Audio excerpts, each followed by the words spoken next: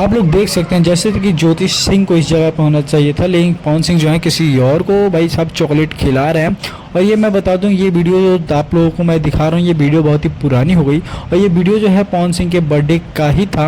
और वहाँ पे जो है ज्योति सिंह चॉकलेट खिलाते हुए दिखनी चाहिए, बट यहाँ पे कोई और है। अब ये नहीं बता सकता कि ये कौन थी, बट ज्योति सिंह ने जब ये वीडियो देखा तो उनका कुछ रिएक्शन अलग था, बट वो इंटरव्यू में तो कुछ ऐसा नहीं बताए, बट इस पार्टी के बारे में उन्होंने जिक्र एक इंटरव्यू में किया है।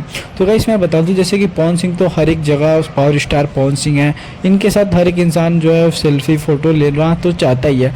उसी तरह ये भी बर्थडे टाइम का ही फ़ोटो और वो वीडियो है, क्योंकि पवन सिंह के फैंस ने ही क्या किया है कि उनको चॉकलेट खिला के उन्हें मतलब नहीं होता बर्थडे का विश किए हैं, और वही केक वही चॉकलेट पवन सिंह ने भी खिला के गले लगाया और अपने फ़ैन को जो है उन्होंने खुश किया।